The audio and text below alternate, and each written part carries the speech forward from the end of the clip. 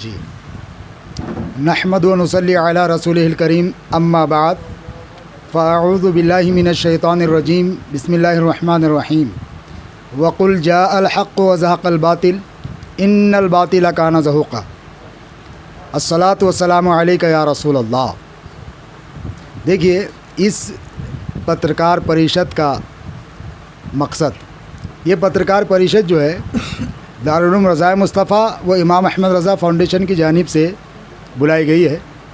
इसका मकसद व मंशा ये है कि नाम निहाद ढोंगी पाखंडी रामगिरी ने कुछ रोज़ कबल इस्लाम और पैगंबर इस्लाम के ख़िलाफ़ और माँ आयशा सिद्दीक़ा रज़ियल्लाहु तआला अन्हा के ख़िलाफ़ जो गुस्ताखी की है, उसके हवाले से अब तक उस पर कोई कार्रवाई नहीं की गई, ना ही उसे गिरफ़्तार किया गया है।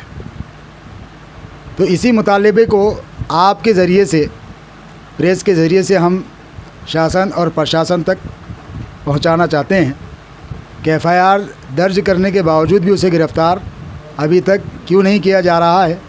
क्या मजबूरियां हैं आपकी, हम नहीं समझ पा रहे हैं। एक तरफ तो मुफ्ती सलमान अज़हरी साहब को सिर्फ़ एक शेर के कह देने पर गिरफ़्तार कर लिया जाता है और महीनों कैदोबंद की सऊबतें उन्हें झेलनी पड़ती है, और अब तक किसी किस्म की कोई जो है आरामदेह ख़बर नहीं आ रही है और ना ही बेल के हवाले से। लिहाजा हम ये समझते हैं कि मुसलमानों पर ये सरासर जुल्म और ज़्यादती है। एक तरफ तो एक तबका, एक मज़हब के मानने वालों के बड़े बुज़ुर्ग दूसरे मज़हब पर पप्तियाँ कसते हैं, मज़हब के ख़िलाफ़ बोलते हैं, उनको इक़्तिदार आला गवर्नमेंट मरकज़ी हुकूमत सिक्योरिटी फ़राहम करती है, और दूसरी तरफ कुछ न कहने पर भी जेलों में डाल दिया जाता है। हम तो ये समझते हैं कि मुसलमानों पर सरासर जुल्म है और यही हमारे साथ हो रहा है। इसलिए हम प्रेस के ज़रिए से गवर्नमेंट तक, शासन प्रशासन तक ये अपना मुतालबा पहुंचाना चाहते हैं कि इस पाखंडी को जल्द से जल्द गिरफ़्तार किया जाए, वरना मुल्क के अमन व अमान को, महाराष्ट्र के अमन व अमान को ख़तरा है। देखा जाता है कि मुख्यमंत्री साहब ने कहा कि बाबा को हाथ नहीं लगाने दिए, उनके बाल को धक्का नहीं लगाने दिए। मुख्यमंत्री तो सभी समाज का होता है, एक समाज का होता है, ऐसा पक्ष लेकर ऐसा क्यों कहा? इसीलिए तो हम कह रहे हैं कि ये जो मरकज़ी हुकूमत जो है, बीजेपी हो या नाम नहाद शिवसेना, इन लोगों का मकसद व मंशा यही है और इनकी पॉलिसी यही है कि एक धर्म को दबाया जाए, एक धर्म के मानने वालों को दबाकर दूसरे धर्म के लोगों को खुश किया जाए। ये इनकी पॉलिसी के अंदर शामिल है। आपने देखा होगा, जब से ये इक़्तिदार पर आई हैं ये हुकूमतें 2014 से लेकर अब तक, आप देख रहे होंगे और पूरा हिंदुस्तान, क्या पूरी दुनिया देख रही है कि मुसलमानों को किस तरीके से दबाया जा रहा है। तो जाहिर सी बात है, ये उन्हीं के जो है लोग हैं, ये चाहे वो मिंदे हों या जो भी हों।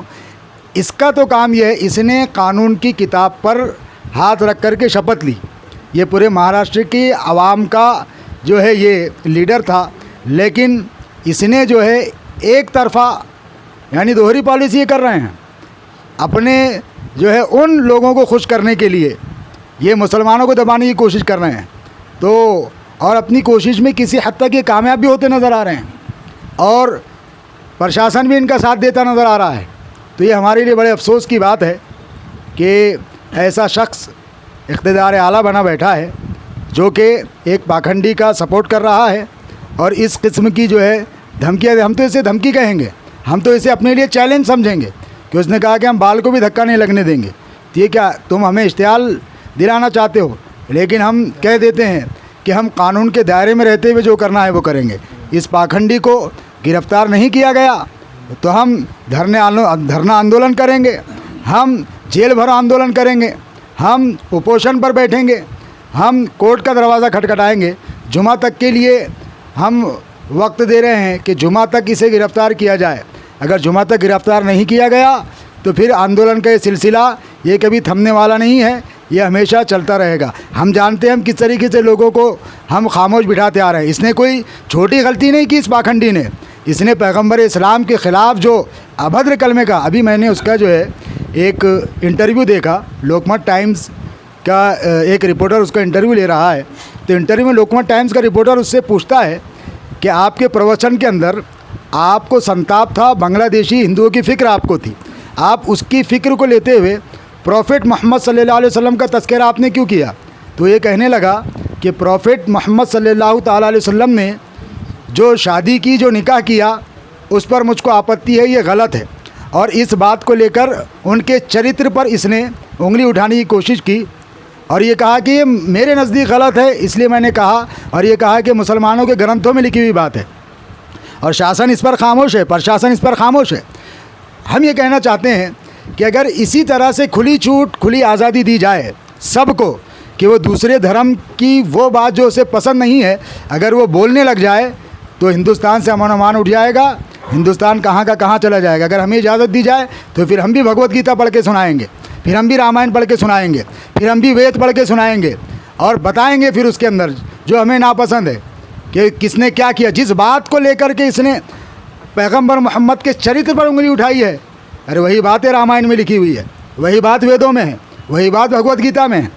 तो अगर हम वो पढ़ करके सुनाएं तो हम पर शासन प्रशासन जो है फ़ौरन एक्शन लेगा। क्यों? क्योंकि इन्हें मुसलमानों को दबाना है और एक तबके को खुश करना है और हम इसमें उन्हें कामयाब नहीं होने देंगे। हम अपने उन गैर मुस्लिम दोस्तों से भी अपील करेंगे और मुसलमानों से भी अपील करेंगे कि ये चाहे जितनी कोशिश कर लें, तुम अमन व अमान को ना उठाओ और ऐसे लोगों के बहकाव में ना आओ।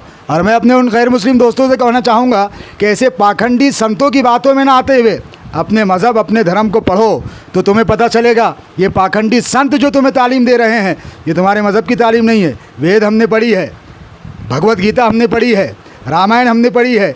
जो तुम्हारे संत ये तालीम तुम्हें दे रहे हैं ये तालीम उसमें मौजूद नहीं है। ये वही ढोंगी संत है 2017-18 के अंदर ये प्रॉफिट मोहम्मद सल्लल्लाहु अलैहि वसल्लम की तारीफ़ करते थकता नहीं था। इसके एक एक घंटे के बयानात हैं जो उसने प्रॉफिट मोहम्मद सल्लल्लाहु अलैहि वसल्लम की शान में किए हैं। लेकिन आज हम देख रहे हैं कि कुछ सालों के बाद उसका ये बयान आता है तो इशारा कहीं और से मिल रहा है, मरकज़ी हुकूमत के इशारे पर ये सब हो रहा है।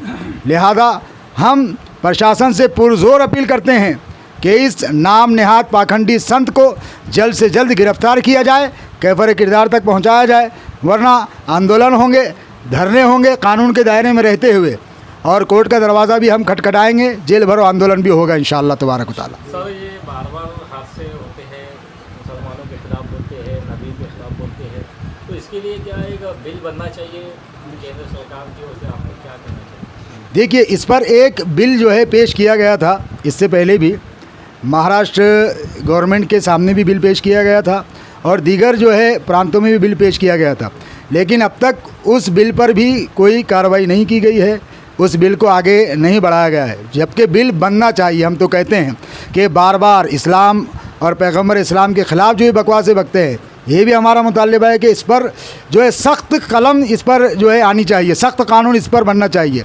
अभी इस पर जो कानून बना हुआ है वो भी ऐसा है, बेलेबल ऑफेंस है, आदमी बोलता है और फिर दूसरे ही दिन उसकी ज़मानत हो जाती है। तो हम ये भी मुतालिबा करते हैं कि ऐसे लोगों पर जो किसी धर्म गुरु के ख़िलाफ़, किसी आदर्श शख्सियात के ख़िलाफ़ या किसी धर्म के ख़िलाफ़ या किसी धार्मिक किताब के ख़िलाफ़ अगर कोई इस तरीके के अल्फाज इस्तेमाल करता है तो उसे गैर ज़मानती कलम के तहत गिरफ़्तार करना चाहिए, ताकि दूसरी मर्तबा दूसरी बार ऐसा करने के लिए कोई 10 बार सोचे। मेरा नाम सैयद बाबर अली कादरी रज़वी, सदर इमाम अहमद रज़ा फाउंडेशन औरंगाबाद। मेरे साथ दारुल उलूम रज़ाए मुस्तफ़ा के सदर मुफ्ती अंसार मिसबाही साहब जो मेरे बगल में मौजूद हैं, और हाफिज़ व कारी ज़ुल्क़रनैन साहब और हाफिज़ सैयद मुनव्वर अली साहब, हज़रत मौलाना मोहम्मद शोएब रज़ा सिराजी साहब और मौलवी मोहम्मद गुलखान रज़वी साहब, मौलवी जावेद रज़ी साहब, ये सब मौजूद हैं।